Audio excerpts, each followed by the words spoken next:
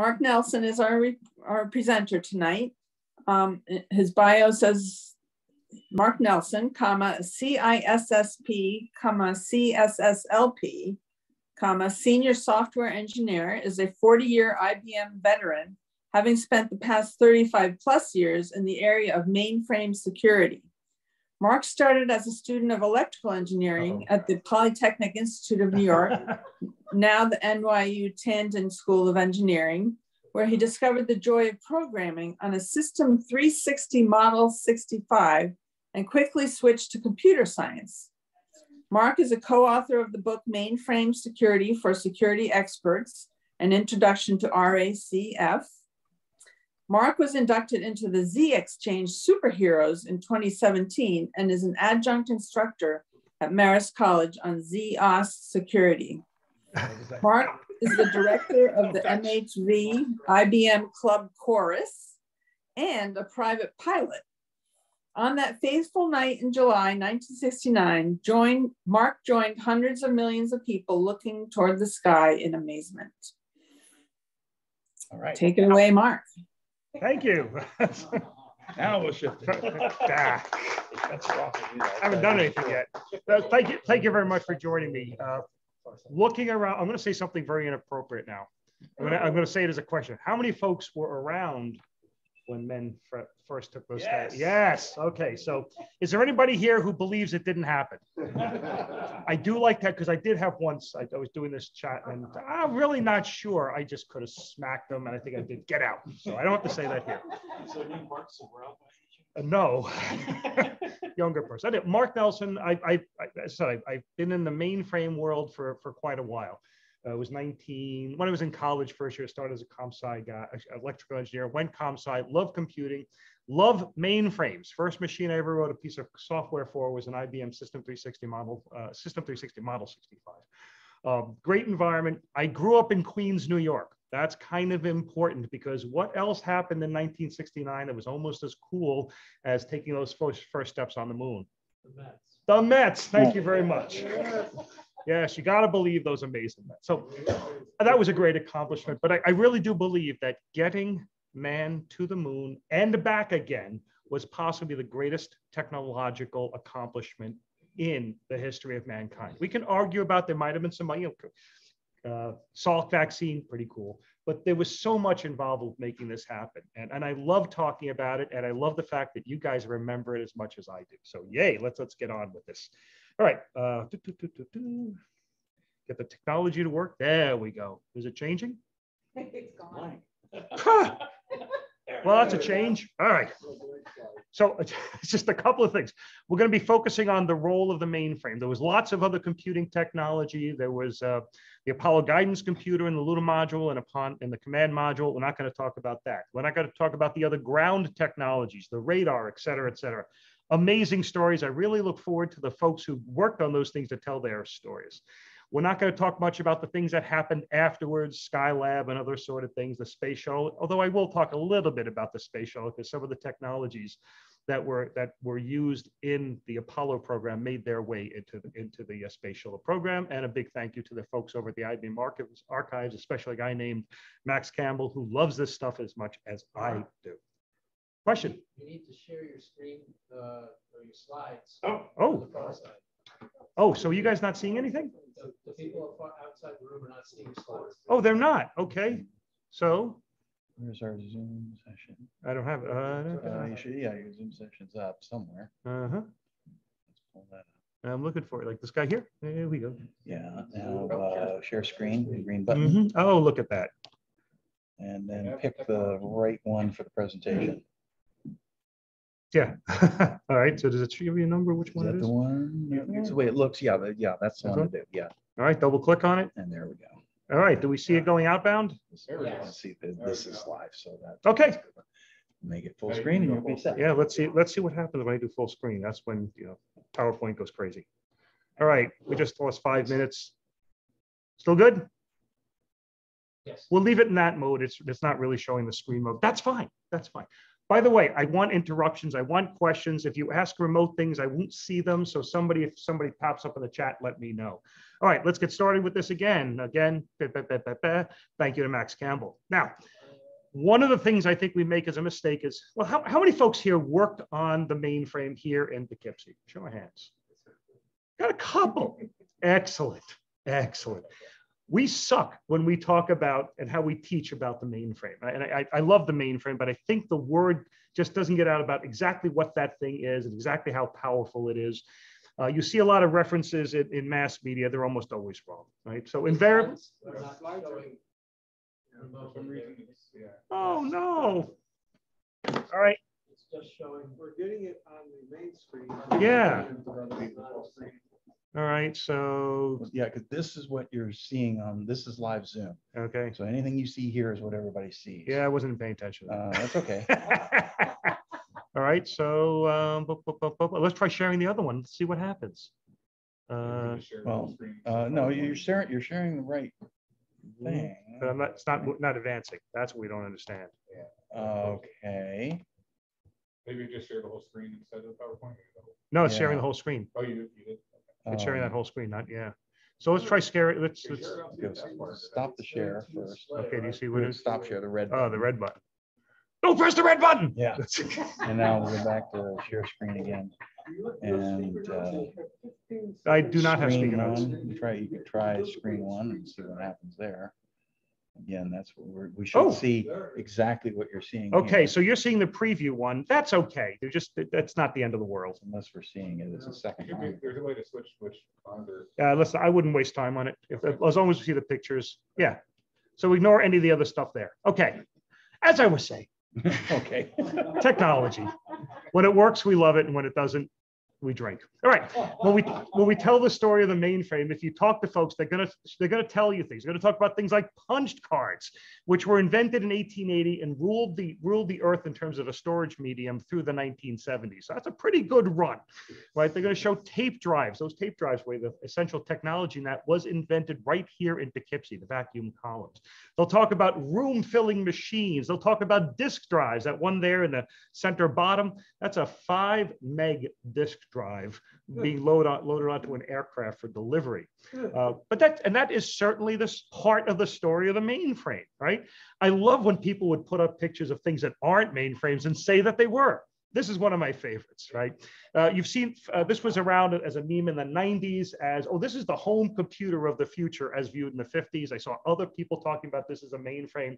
If this were a mainframe, it would be the coolest mainframe ever. Look at those analog dials. Oh my, look at that steering wheel.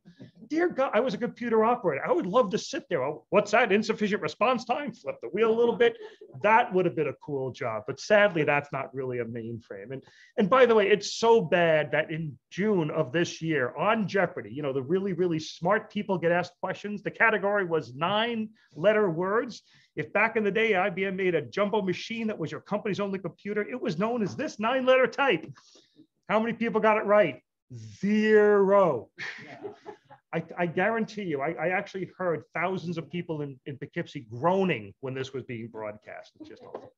All of that, in my mind, misses the point. I said I work at IBM, so there's going to be a little bit of an IBM spin here, right? It really misses the point, and the point is hidden in plain sight. And that is, as cool as this technology is, the purpose of this technology is right here in the name of the company. It's International Business Machines. The whole purpose of the mainframe was and is, by the way, if I ever used mainframes in the past tense, somebody should hit me with a 2x4 because they are very much present. They run the world's economy, right? The whole purpose of these business machines, and it really doesn't matter what your business is, there's a role for the mainframe. So if you're in financial, doing transactional things, bank accounts, credit cards, yeah, we've been doing that since the mainframe was created. We'll talk a little bit about the history. We're doing it now. We'll be doing that in the future. If you're in the hospitality industry, doing reservation systems, yeah, we do that as well. Transportation logistics, you bet. And if your business is just putting things up in the air, yeah, we have a role to play that as well. Yes, sir. Could you define mainframe? Could I define mainframe? It's a tough question, right? That is a phenomenal question. I'm going to try to limit myself to about 30 seconds. A mainframe is a large capacity expandable system open interfaces so you can write your own applications on it that is highly resilient and highly secure. Right, for the IBMers here, did I miss any big stuff? Okay, that's off the top of my head, but it really is it's a Rorschach test, what it really means, but that's what it means to me. Highly secure is really important because I work in the security software. Yes, sir. How big is it, man? The mainframe in terms of the size of the modern mainframe, size of a refrigerator, roughly, right? Depends on how you have it configured, et cetera, et cetera. But we'll get to some of those discussions because the mainframe that put men on the moon, a little bit bigger than that. Now, one of the things that I want to convey to folks is that when we're talking about the mainframe, it's good to put it in context. And I really like putting it in the context of the greatest achievement in the history of mankind, landing on the moon. All right. Why is this such a good story to use to tell people about what a mainframe is? Well, first of all, you couldn't have more life and death drama. Make a mistake, people died. They made mistakes and people died. There's a singularity of vision and purpose. There were really no questions about what our goal was and what the time frame was. We'll talk about that in a moment. The characters involved in this were some of the most amazing, engaging, and passionate characters. You've seen them in the movies. Gene Kranz, failure is not an option. He's just one of many folks that is just an outstanding role model for folks. The technology that had to be created for this spanned disciplines: physics, chemistry, computer science, electrical engineering, materials. Let us not downplay the role of politics to go out and actually commit a country to a $25 billion, I think that was the estimate at the time, requires that you get folks to basically work together and agree that that is the mission you want to sign up for. Also means you have to make some deals. I don't think it's any secret why Lyndon Johnson got the Johnson Space Center in Texas, his state. Just saying. Closer to the moon. You think it's because it's closer to the moon? Oh, damn good answer. Probably not the right one. Finance, management, but yeah, we all know it had a happy ending, right? No deniers here, right? We actually landed on the moon. All right. It's a local story, right? This was, NASA did a lot of the design coordination, but subcontractors all over the United States were involved in this program. And IBM was a big subcontractor. IBM Poughkeepsie, Kingston, Fishkill, Endicott, IBM Owego, it's not even IBM anymore. The United States Military Academy over at West Point, a lot of the astronauts came from there, and 2 out of the 3 Apollo 11 astronauts came from there. Grumman Aerospace, anybody here from Long Island? Thank you, Julie, my wife. Right. Grumman Aerospace, Bethpage, Long Island, lunar module, ugliest flying machine ever created, most amazing flying machine ever created. They're responsible for so much of this, and many, many, many others. I know I'm ignoring a lot of folks, but there were a lot of contractors working on this. Now, the other thing, this is really a story of the times. Right? I was 9 years old in 1968, and I remember that was.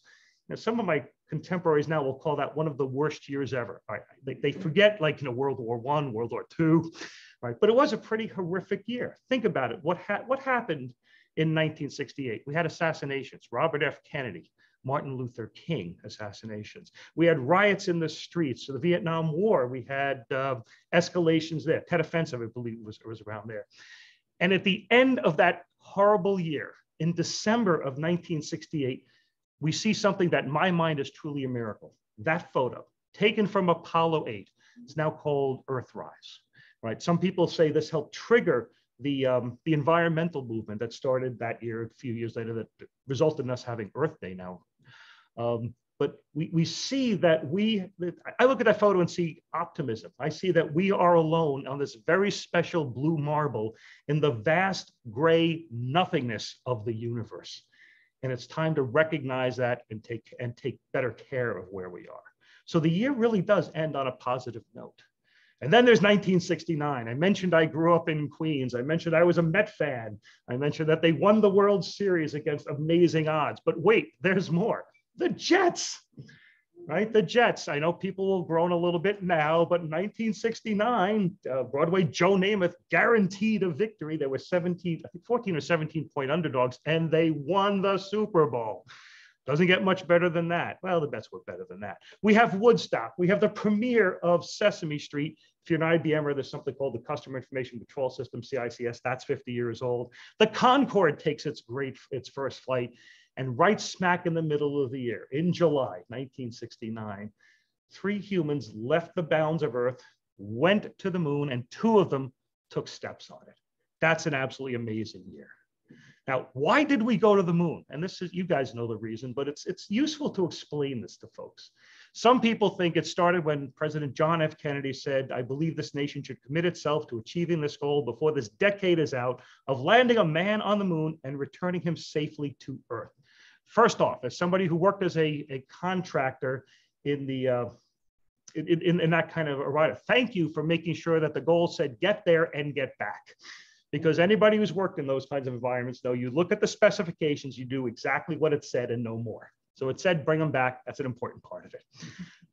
And he said it with a very strange, the Northeastern accent. So he actually said decade, not decade. So it's worth watching the video.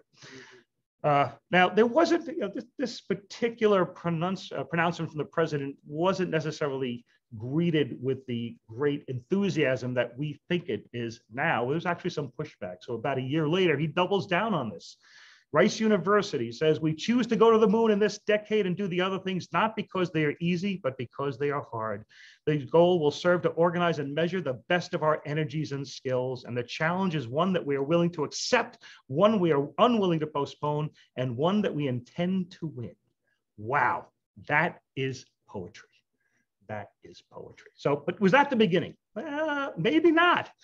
I distantly remember when I was growing up, there was a huge push for folks to go into the sciences, technology, the STEM fields, as we would call them nowadays. Why?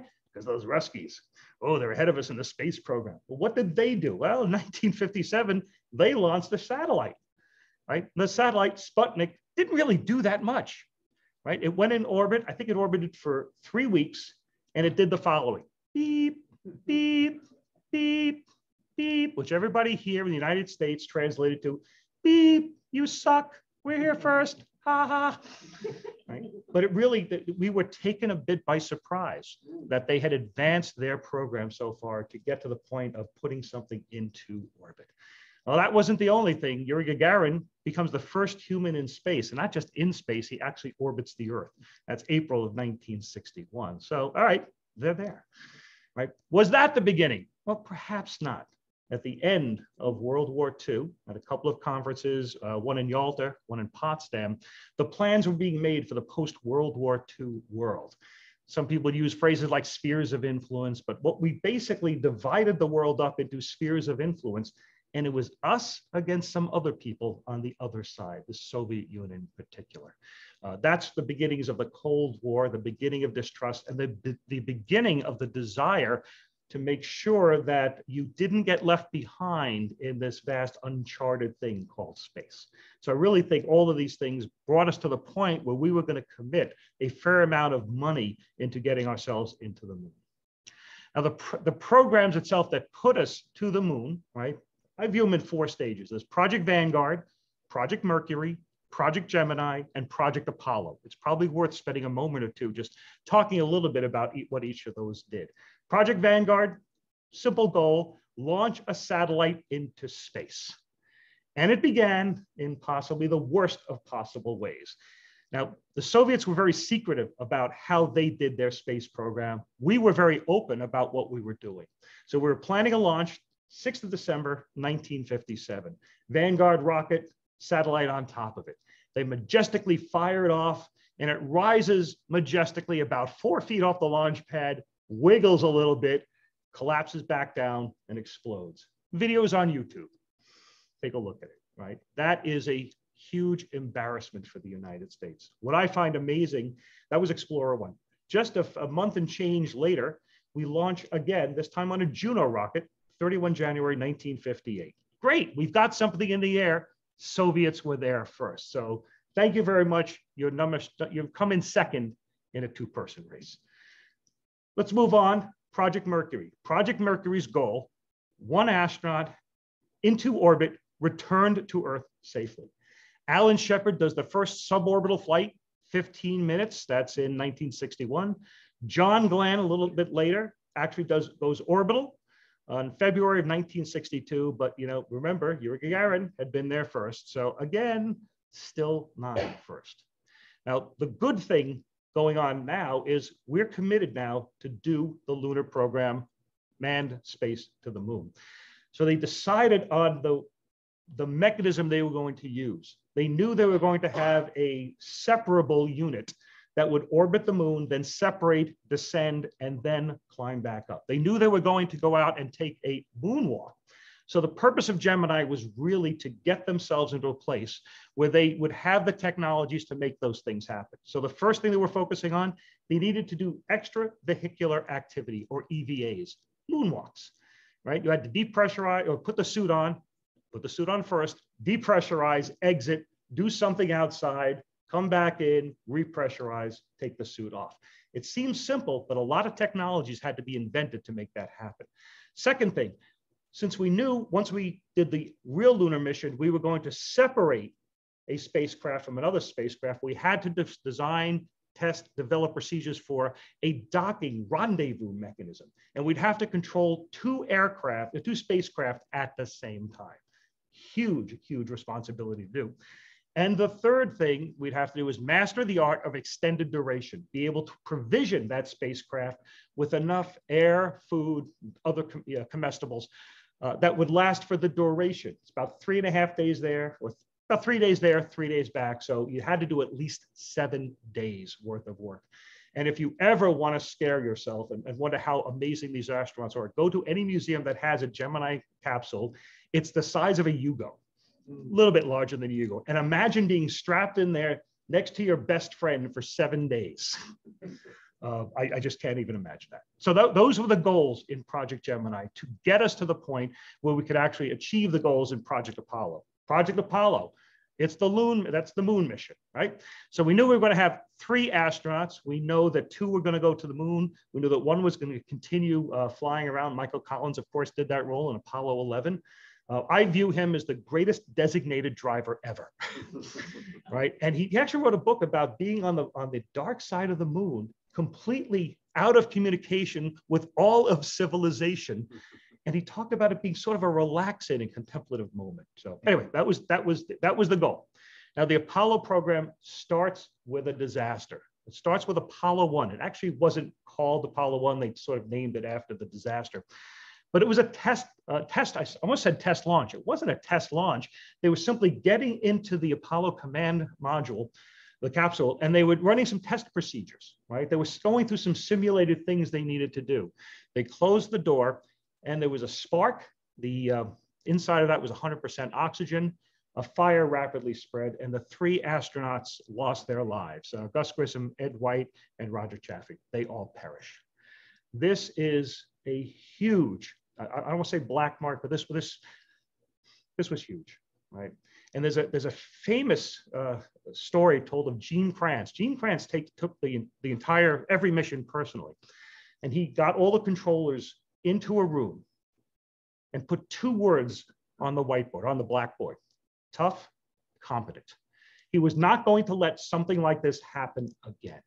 If they saw something, they were going to say something. And the reason why that's important is it wasn't a secret that there were design and manufacturing issues with the Apollo command module, the capsule, right? In fact, I've heard, I haven't seen this, so there's a little bit of rumor on this, but I've heard people talk of a photo of that module with a lemon balanced on top of it, right? So that happens, right? And that's in 1967. And it's only about 15, 16 months before we actually have the first manned mission, Apollo 7. It's the resumption of manned flights. Now, what happened for Apollo 2 to 6? Those are all test firings of one thing or another. But the program did an amazing job of rectifying the issues and getting themselves to the position where they could safely do a launch. So that's Apollo 7. Apollo 8, I love the story of Apollo 8. We talked about that famous photo, right? The Earthrise photo. Apollo 8 wasn't supposed to go around the moon, right? It takes off in December, right? That was its planned date. Its planned mission was going to be a testing of the lunar module, the thing made by the folks down in Bethpage, Long Island, the Grumman Corporation. Turns out they were having some issues and it wasn't ready. So somewhere in the, I think it was July or August timeframe, they decided that they were going to remission Apollo 8, and that was going to be the first one to actually leave Earth's gravity and go out to the moon. Right? All they were going to do is orbit. They didn't have a lunar module. But what amazes me is I work in the corporate world. I can't imagine making a momentous decision like that in such a short period of time. And oh, by the way, the final approver, President of the United States. Right? So they decide, they remission it. We have the mission, get the photo, and life is good. Apollo 9 now becomes the mission where they check out the lunar module. It did not leave the Earth's atmosphere, but they did some docking exercises with the lunar module. Apollo 10 is the dress rehearsal. I remember Apollo 10. The reason why I remember Apollo 10 is, but we're kids. And by the way, we're following this religiously. Now, I'm a little bit amazed at today. We talked about Artemis. We talked about SpaceX. That's not generating the same amount of buzz in my mind as this mission did. And I think part of it is we were in awe of the technology. And I don't think people are in awe of technology the same way. When you have something like our cell phones with so much power, I think we've lost the awe factor, and that's kind of sad. So Apollo 10, I remember it distinctly because we were talking about, hey, they're going to the moon. They're going to get in the lunar module. They're going to separate, and they're going to descend down to, I think it was 50,000 feet from the surface of the moon. Do you think they'll just go for it? Sorry, mission control, I didn't hear that kind of thing. And when you're a kid, you think that way, but these folks are disciplined. They come from the military. They weren't going to do that, but it was still pretty cool to think it might happen. And then, of course, it comes Apollo 11, success. July 1969. We know those famous first words uttered from the surface of the moon, which were? Eagle.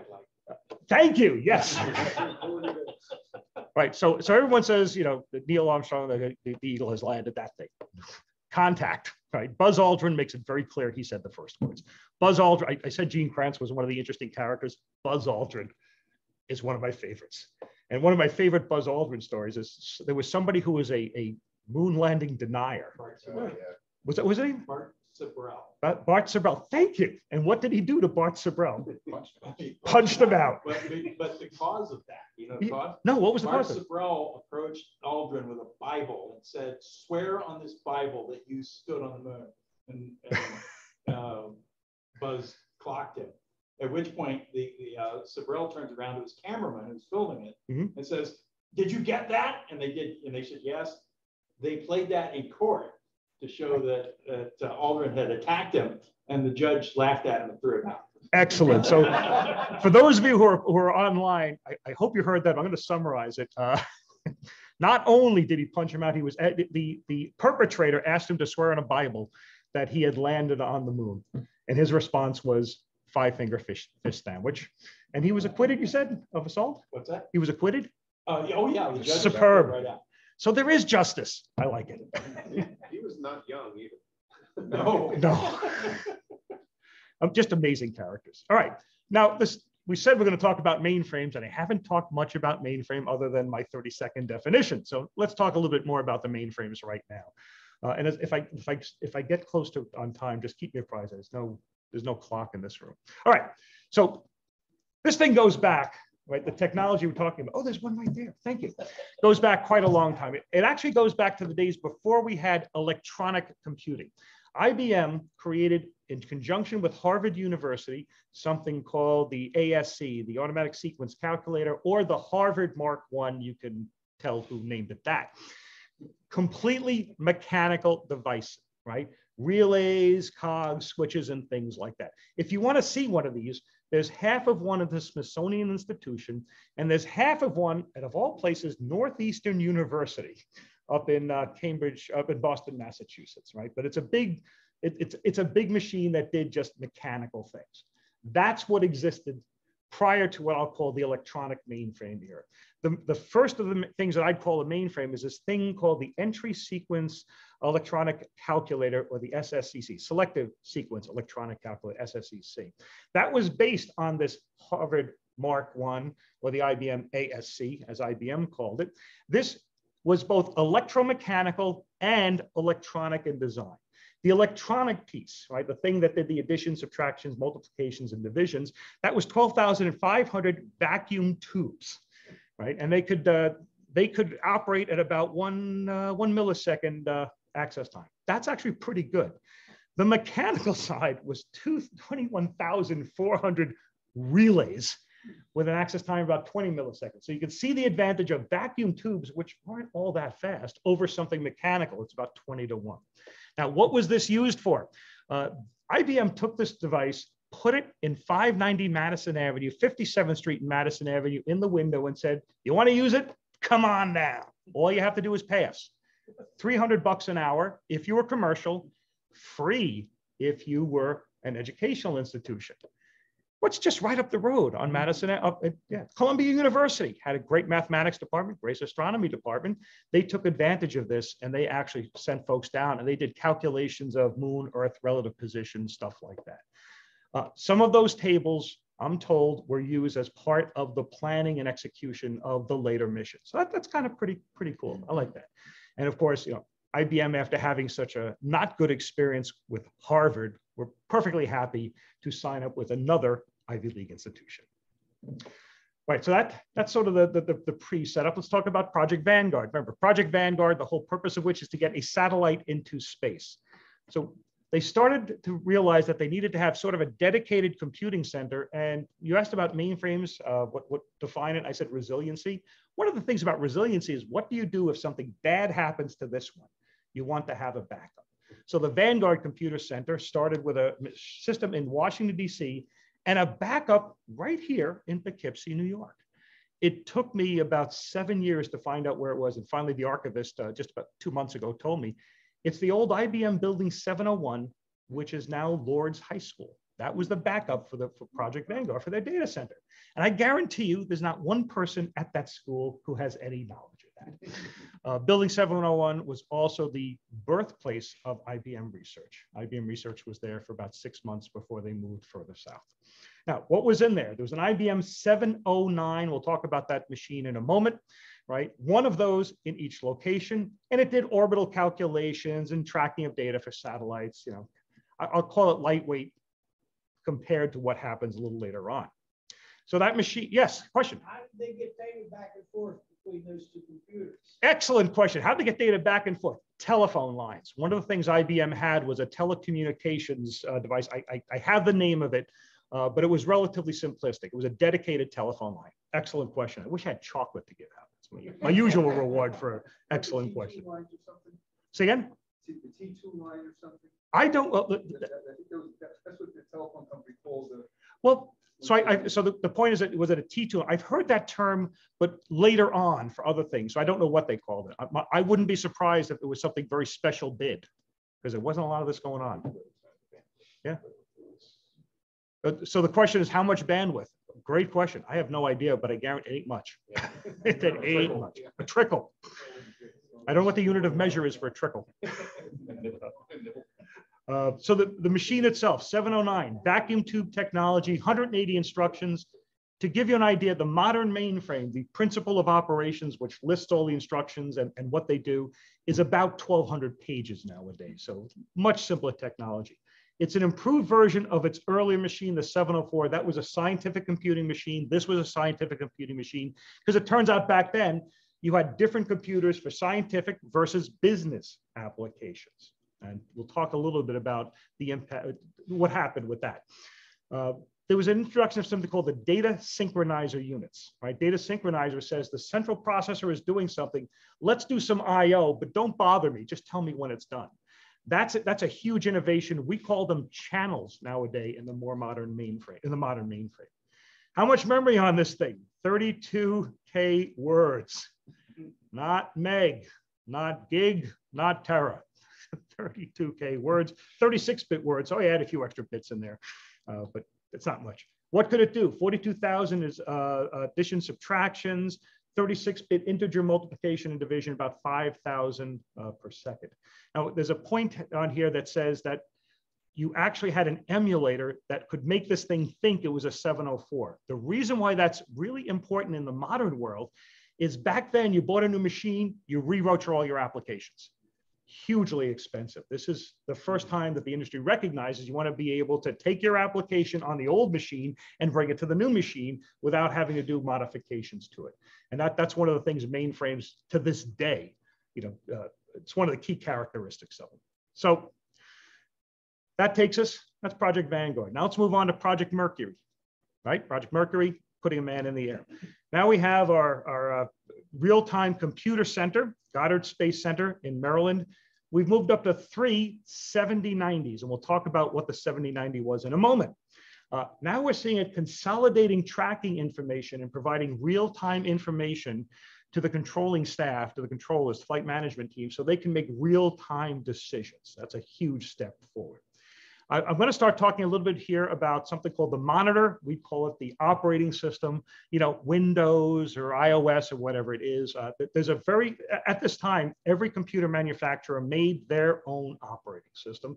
And in fact, they had a custom written operating system specifically for the 7090 for the purpose of doing these missions, right? So they wrote their own operating system. It had limited multi-programming abilities. That means you couldn't have multiple things running at one time and one thing is doing I/O.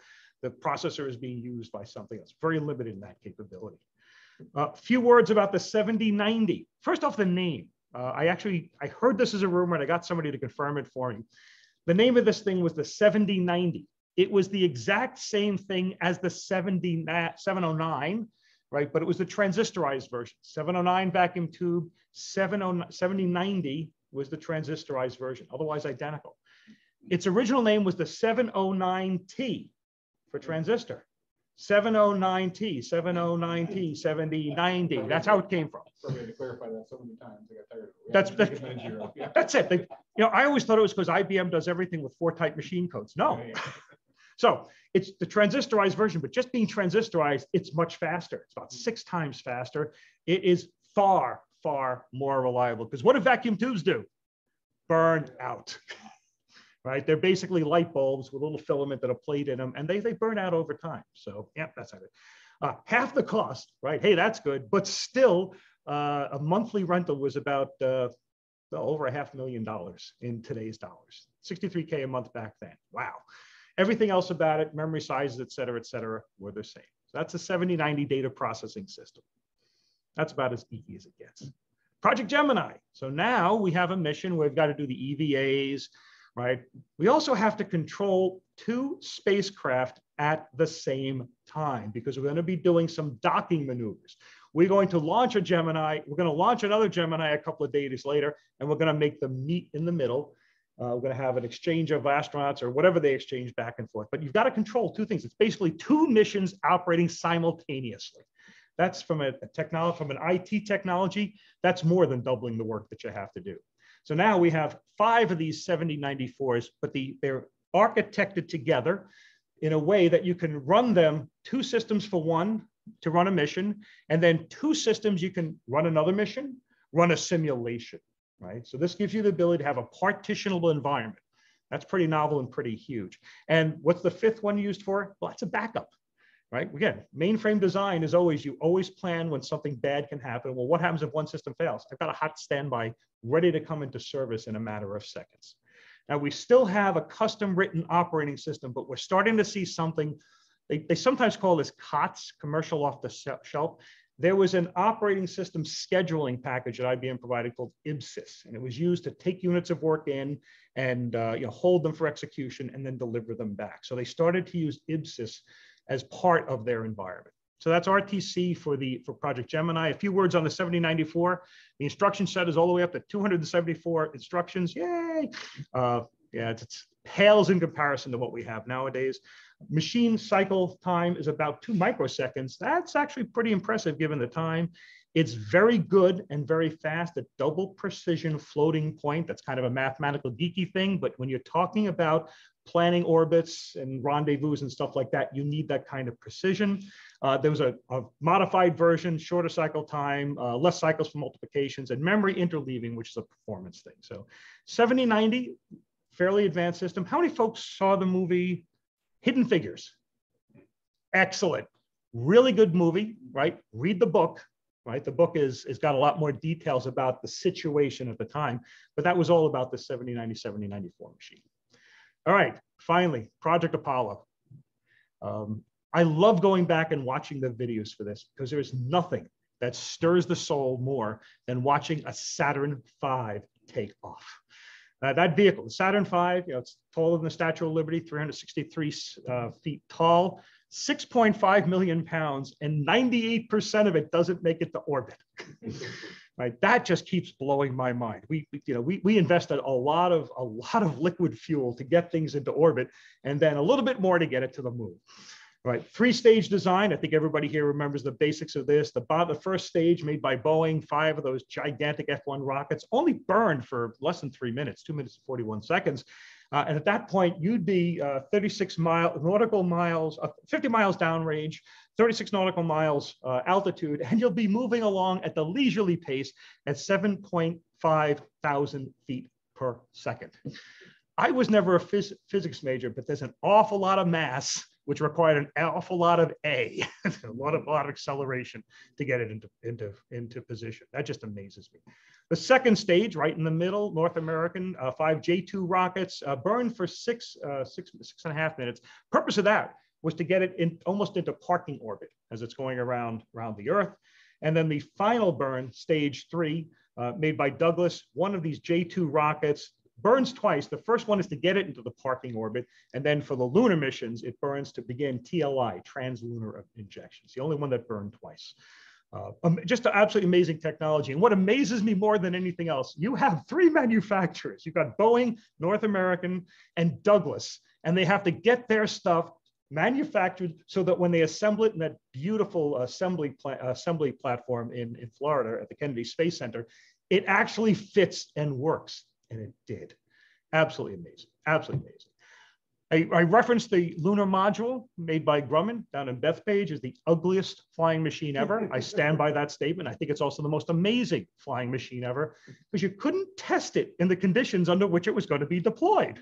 Awful hard to get 1/6 gravity and 1/6 atmosphere or whatever it might be to actually do what you need to do.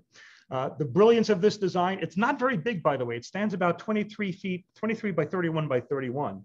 And by the way, I should mention this now. You can see one because there are 2 within 100 miles from here.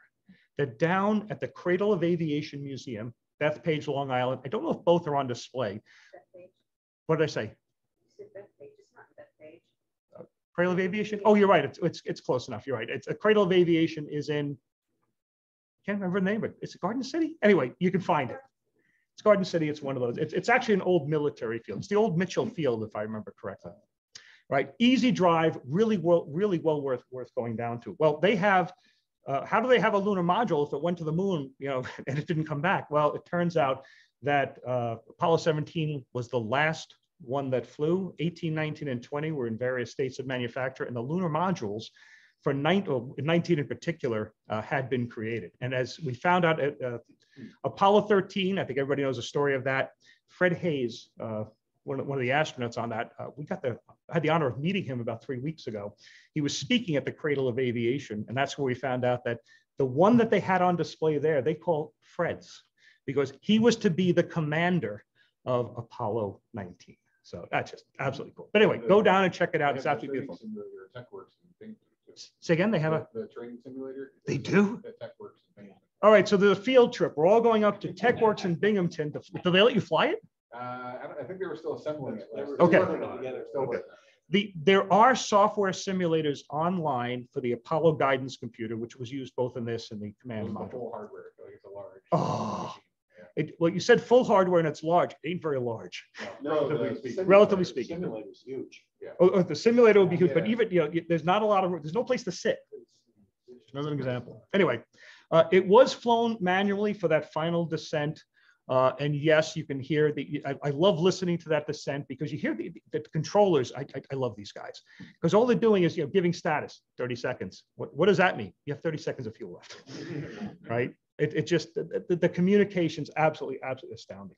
And of course, I have to point out, this saved the crew of Apollo 13, right? Apollo 13, they had that little, Houston, we had a problem, that one. Well, this is what they lived off. And if we have time later, we got a funny story about that. I think we all know what the mission was. You take off, you orbit the Earth a little bit, translunar injection, orbit the moon, separate, descend, come back up. Actually, one story I do want to talk about the testing of this.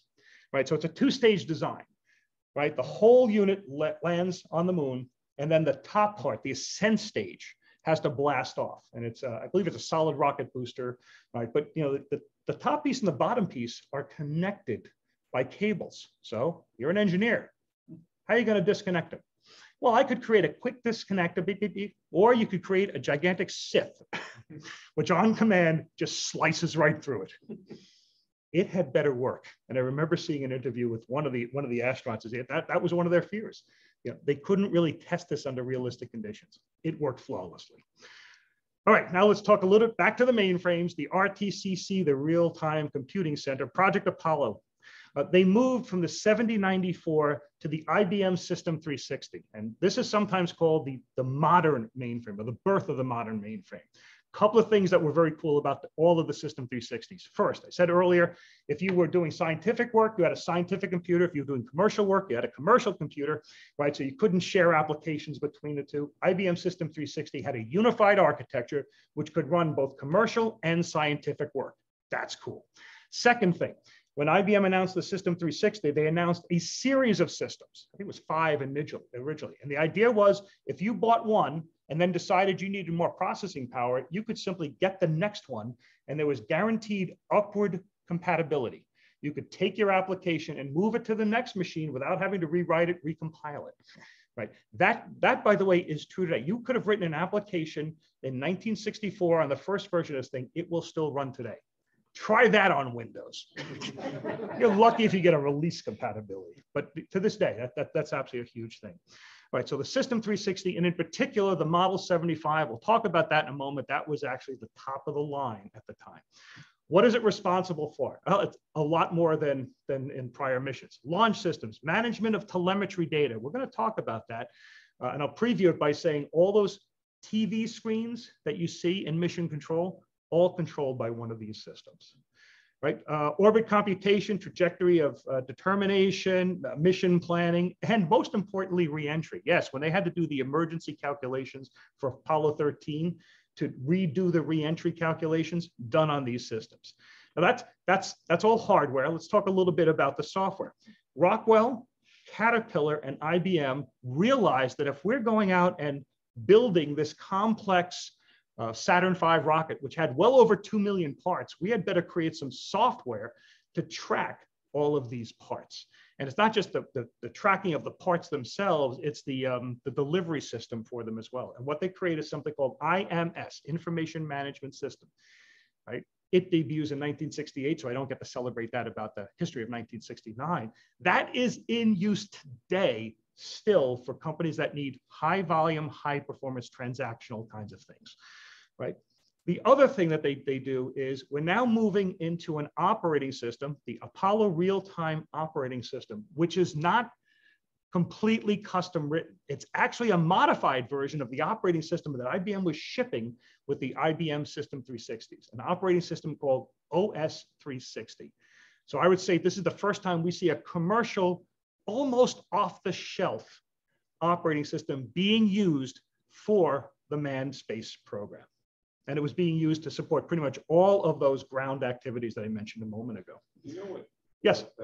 Caterpillar contributed to the space program? The development of IMS, I don't know what their manufacturing part was, but if I had to guess, you had to move. You had to move rockets on. I have no idea if they actually were involved in that truck mechanism that they had to roll it on. I don't know. But yeah, that's a great question. Julie, write that down because I do want to find out. That's a great question. All right, let's talk a little bit about that IBM System 360 Model 75. By the way, don't take my word for this. If you go to YouTube, there's a controller named John Aaron. It's kind of famous. He's this SCE to aux controller. If you know that story, I might tell it later on if we have time. Right? He talks about his role, and he said the words he used are, "We had the magic secret ingredient. We had the IBM System 360 Model 75." And he says it with a Southern accent, and I chills when I hear it.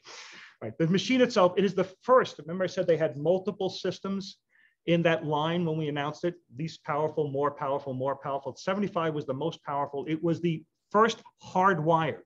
That meant for every instruction, there was some resistors, capacitors, transistors, all wired together. The other systems used some emulation technology, microcode and things like that. Came with the entirety of 1 meg of storage. not 1 gig of storage, 1 meg of storage.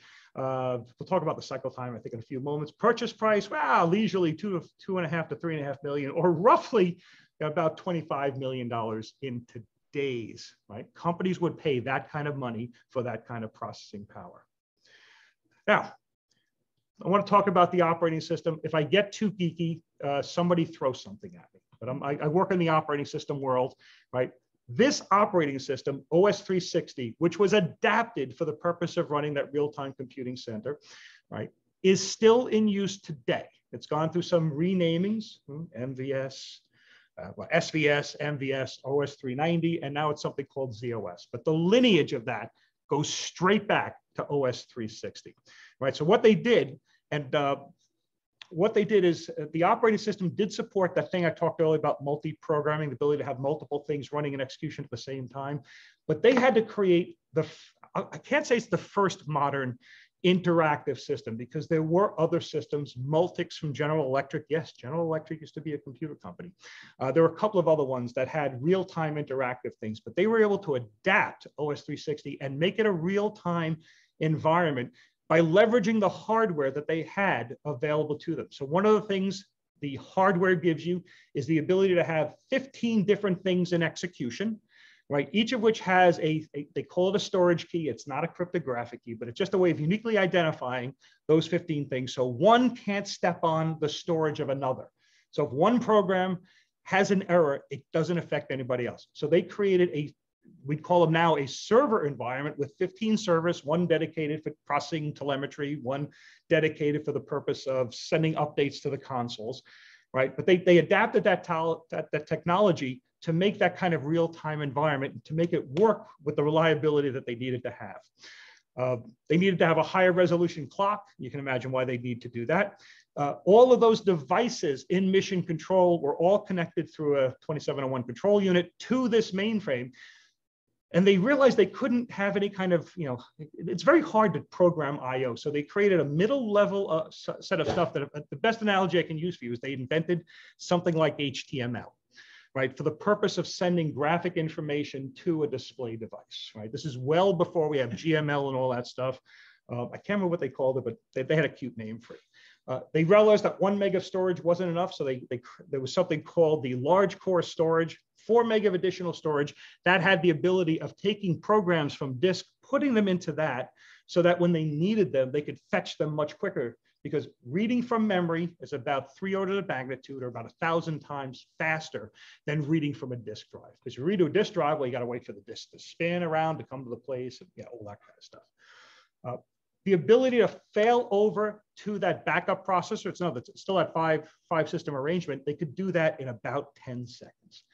And they created something for this still in use today. It's called the Houston Automatic Spooling Priority, or HASP. For those of you who have played in the mainframe arena, you might have seen messages with HASP in it. It comes from a part of the operating system called JES2. Well, that's a direct descendant of HASP.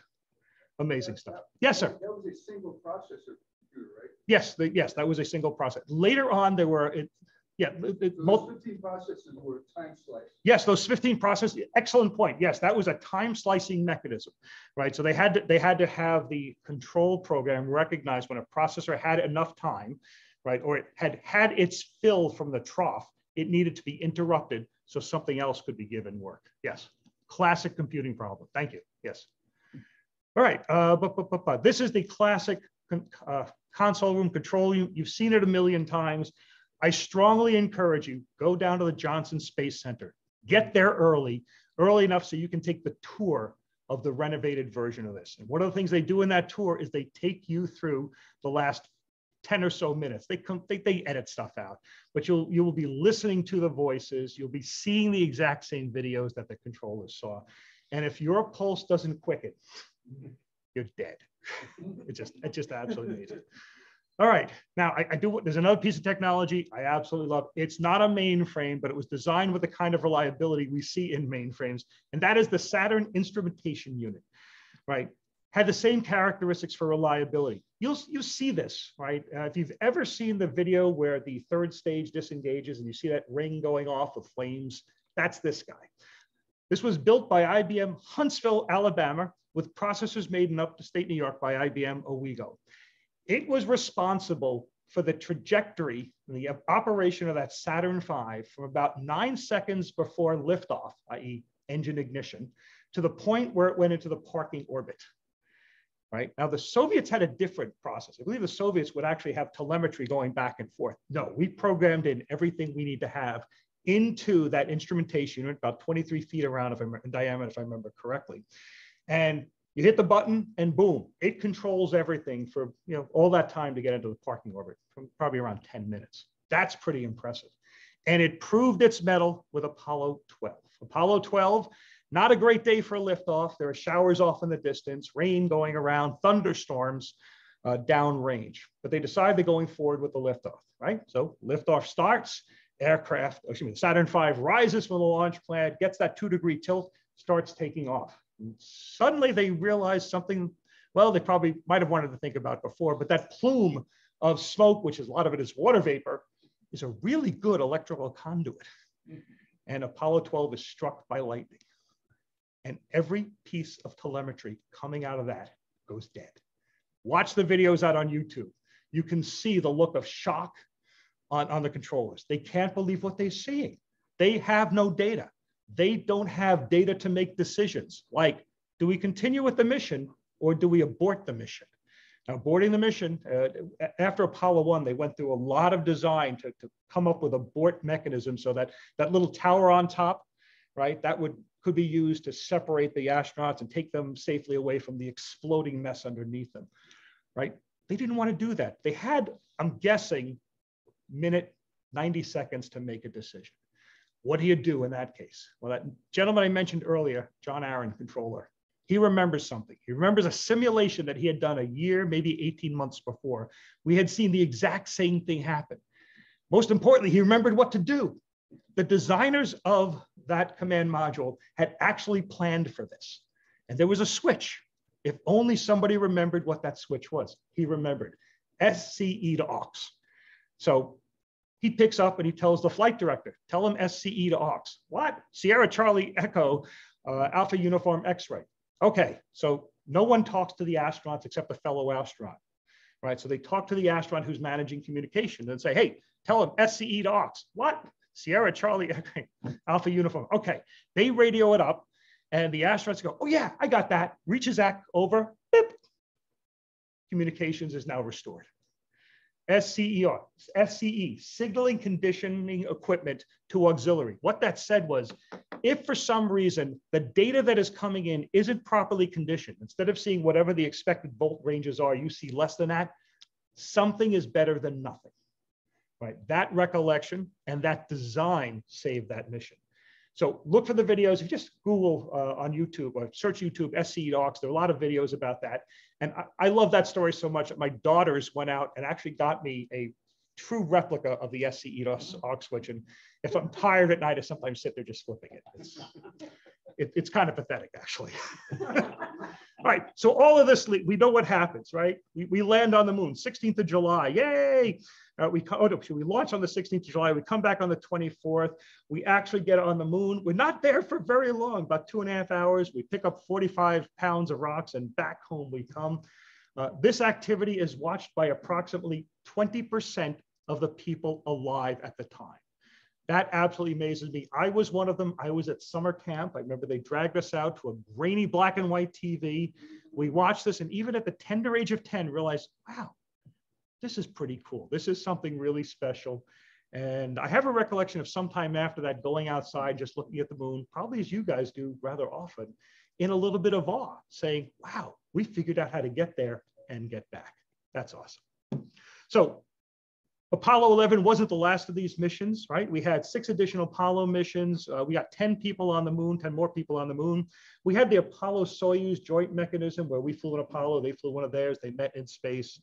Was that technical or was that more political? I don't know, but it was interesting. We had Space Lab and we had the Space Shuttle. We, of course, have all the exciting stuff going on now. I'll let other folks talk about that.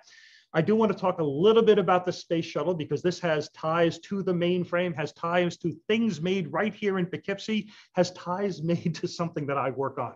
So the Space Shuttle, right, it actually used an IBM System 360 derivative, right, called the AP 101S general purpose computer. It was an IBM System 360 architecture. It was also used in certain military aircraft, B-1, B-52, F-15s, right? The programs that ran on that were compiled and tested on a traditional IBM Z mainframe using things like the IMS for some control stuff, the assembler that we have, and RACF. Yeah, there's actually a letter written by Gene Kranz which references RACF, and I think that's the coolest thing ever because I work on RACF.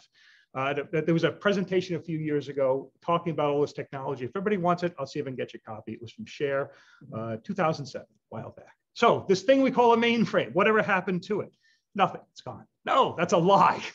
That machine has been evolving, has been enhanced pretty much every year ever since then.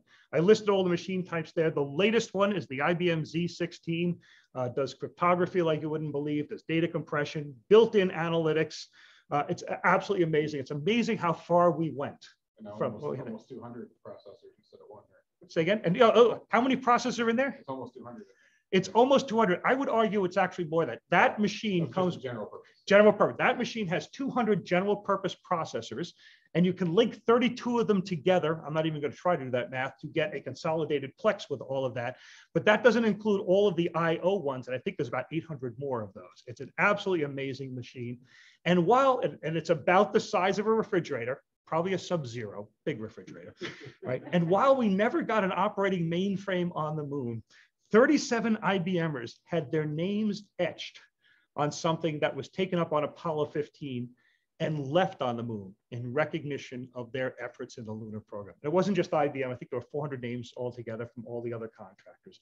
But that's pretty cool, right? I'd love to be able to say, kids, when you look up at the moon, my name's up there, and actually have it be true, because I could lie and say that. Bottom line, one of the things when I talk to folks is I want to point out something really, really important. It's something that's been attributed to lots of different folks, Newton being one of them.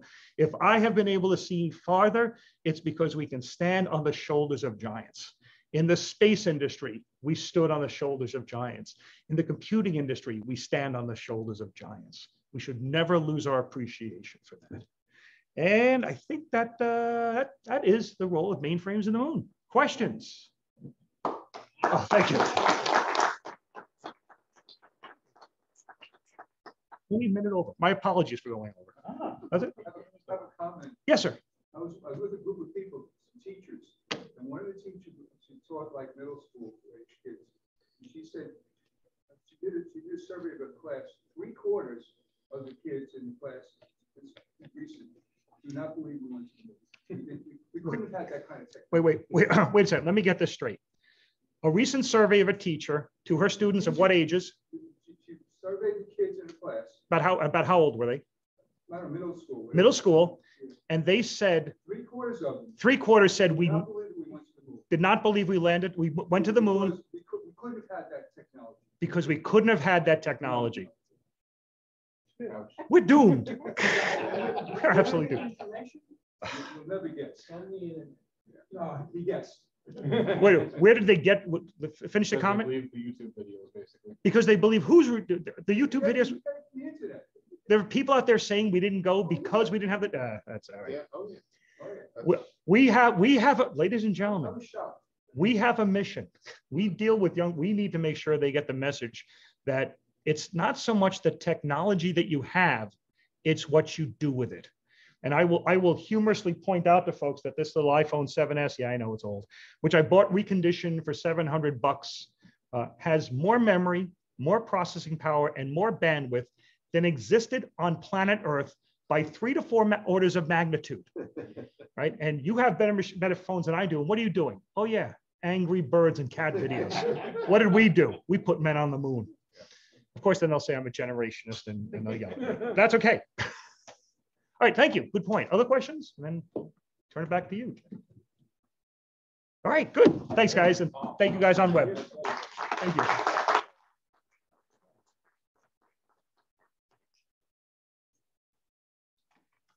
All right, beautiful. Thank you so much. My pleasure. This is the right crowd. Yeah. Just saying, you guys love this stuff. All right. With that, if there aren't any other questions, I didn't see any show up on the Zoom session. So a reminder, if you'd like to join us at Pasquale's, hang out here for a few minutes, talk about a few things, maybe ask a few more questions if you got them. And other than that, we will see you all next month. Thank you.